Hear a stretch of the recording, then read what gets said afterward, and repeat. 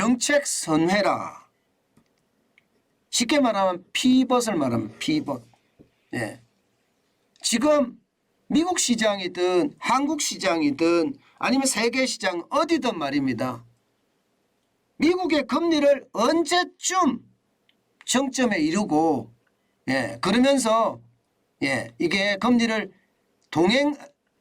동결하든가 내릴 거냐 여기에 관심사가 집중돼 있거든요.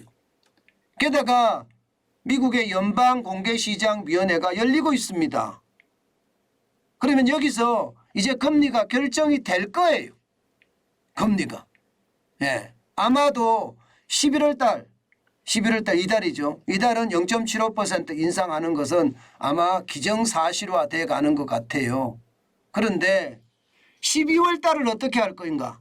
만약에 12월 달을 0.75%가 아니라 0.5%라는 빅스텝을 단행하겠다 이런 얘기가 나오면서 뭔가 피벗에 대한 정책 선회에 대한 이야기가 나온다.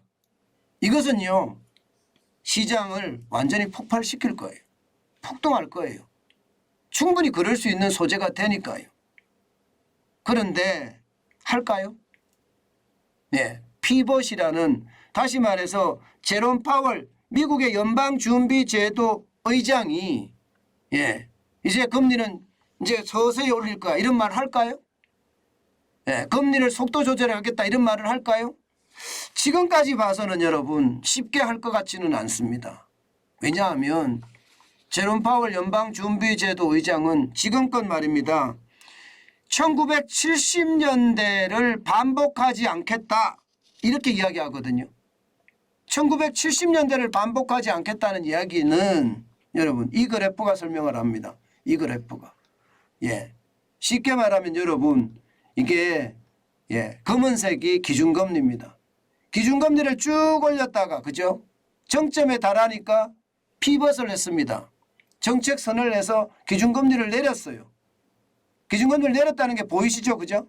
내렸다는 게 그죠? 여기에 보이시죠? 그런데 기준금리를 내리니까 소비자 물가가 폭등해 버렸습니다. 그래서 다시 결국은 엄청나게 금리를 올릴 수밖에 없었어요. 엄청나게 금리를. 이게 스탑 앤 고라는 어떤 금융 정책인데 스탑을 했어. 금리를 스탑을 했어. 그랬더니 쉽게 말하면 소비자 물가가 폭등한 거예요. 그래서 결국은 고인데 엄청난 고예요. 엄청난 고. 심지어 이때 소비자 물가가 13% 기준금리가 13%까지 올라갔거든요. 완전 실패한 거죠. 완전 실패했죠. 이때가 1970년에 1979년까지 1차 오일 쇼크가 한창일 때입니다. 1차, 2차가 겹쳤을 때 이때가 가장 어려웠거든요. 결국은 스탑고 정책은 실패했다. 결론은 그렇게 됐거든요. 그런데 문제는 그 다음에 또 그랬습니다. 1980년에서 1982년 사이에도 똑같은 일이 벌어졌어요. 이게 스탑해서 금리를 최고까지 올렸는데 경기가 침체되네? 동결해야지. 아니면 내려야지 하고 내렸어요. 내렸더니 물가가 또 뻥 치고 올라간 거예요. 그래서 결국은 폴 볼크 그 당시에 연방준비제도 의장은요. 금리를 20%까지 올렸습니다. 20%까지. 그러면서 낮추다가 또 올리기도 했는데요. 문제는 그러는 와중에 미국의 가계, 기업 쉽게 말하면 작살났습니다. 오죽했으면 연방준비제도 그 본관 건물에 앞에 와서 피켓 시위뿐만 아니라 아주 격렬한 데모를 벌였을 거예요. 그런데도 말입니다. 그런데도 한번 스탑 앤 고 쉽게 말하면 금리를 올렸다가 내리는 정책이 실패한 것을 보면서 말입니다. 그 당시에 폴 볼커 연방준비제도 의장은요. 이제는 고집을 핍니다. 끝까지 가겠다. 끝까지 가겠다. 그러면서 보세요. 끝까지 가자. 1982년까지 끝까지 고금리가 계속되잖아요. 이것을 두고 스탑 앤 홀드라고 합니다. 홀드. 유지시켰다는 거예요. 유지. 스탑 앤 홀드. 결국은 그 스탑 앤 홀드가 시장에 영향을 미쳤고요. 그 영향을 미친 결과 소비자 물가가 쭉쭉 떨어져서 1983년부터 1986년까지는 이제 물가 안정을 잡기 시작했습니다. 바로 이것을 제롬 파월 연방준비제도 의장은 굉장히 두려워합니다. 그렇기 때문에 예, 이게 잘못되면 스탑앤고 방식이나 스탑앤홀드 방식 어느 방식을 택할 것인가. 아마 지금 제롬 파월 연방준비제도 의장은요 홀드 방식을 택하지 않을까. 예, 스탑앤홀드. 다시 말해서 예, 물가 금리를 많이 올려서 그냥 유지시켜가는 정책입니다. 소비자 물가가 떨어질 때까지. 아니면 여기서 좀 더 올리는 거죠. 좀 더 올리는 거죠. 소비자 물가가 떨어질 때까지. 지금 시장은 그렇게 읽고 있다는 겁니다. 그래서 시장은요, 미국 시장은 이틀 연속 떨어졌습니다. 많이 떨어진 건 아니에요. 찔끔찔끔 떨어졌는데 나스닥 종합은 0.89% 97.3이 빠졌고요. 그래서 1890.85로 마감을 했습니다. 많이 떨어지지는 않았습니다. 다시 말해서 시장은 긴가민가 한 거예요. 예, 제롬 파월 의장이 스탑앤고 방식을 선택할 거냐 아니면 스탑앤홀드 방식을 선택할 거냐 여기에 두고 지금 고민을 하고 있는 거죠. 시장은요. 시장 전체는. 예, 마찬가지로 S&P 500 지수도 0.41% 떨어졌습니다. 15.88이 빠져서 3856.10을 기록을 했습니다.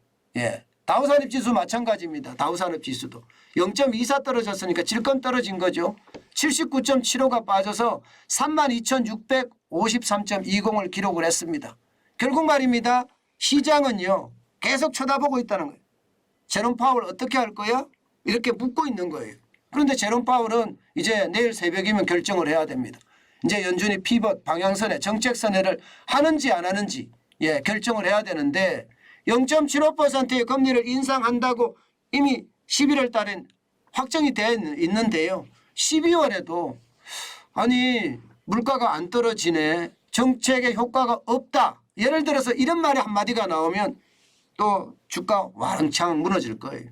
왕창 무너질 거예요. 적어도 12월 14일이 그다음 이제 금리 인상기니까 그때까지 또 무너질 겁니다. 지난 8월에 올라갔다가 9월에 무너졌던 것처럼 그리고 10월에 올라가서 또 11월에 무너지는 것 아닌가. 뭐 이런 예측 충분히 가능합니다. 충분히 가능합니다. 여러분 시장은요 어떻게 움직일지 모르지만 지금 전체적인 시장의 어떤 모양새가 롤러코스터 장세 같아요. 롤러코스터 장세. 예, 8월에 폭락했다가 9월에 폭등하고 그죠? 10월에 폭락했다가 예, 죄송합니다. 예, 이제 8월에 올라갔지 그죠? 예, 8월에 올라가고 9월에 내려갔다가 10월에 올라가고 이거는 어쩌면 말입니다. 롤러코스터 장세가 앞으로도 된다. 전체적인 분위기도 그렇게 된다. 이렇게 예상할 수 있는 대목입니다. 어쨌든 물가가 중요하다. 예, 지금 제롬 파월 연방준비제도 의장은 그렇게 이야기를 했으니까 한번 두고 보시죠. 어떤 이야기가 나올지. 그 입에서 어떤 이야기가 나오느냐에 따라서 주가는요. 굉장히 차이가 날 거예요. 파월이 만약에 속도 조절론에 대한 한마디라도 언급을 한다면 주가는 엄청나게 뛸 겁니다. 그만큼 분명히 시장의 분위기는 달라질 거다. 저는 그렇게 예상을 합니다. 시장이라는 게 여러분 진짜 이게 변화무쌍하잖아요. 변화무쌍한 게 현실이 점점 되고 있다는 것. 저는 그만큼 위기상황이 있다고 생각을 합니다. 여러분 미국은 제가 자꾸 말씀드리지만 경기보다는 물가라고 얘기했습니다. 이게 저는 중요한 요소라고 생각합니다.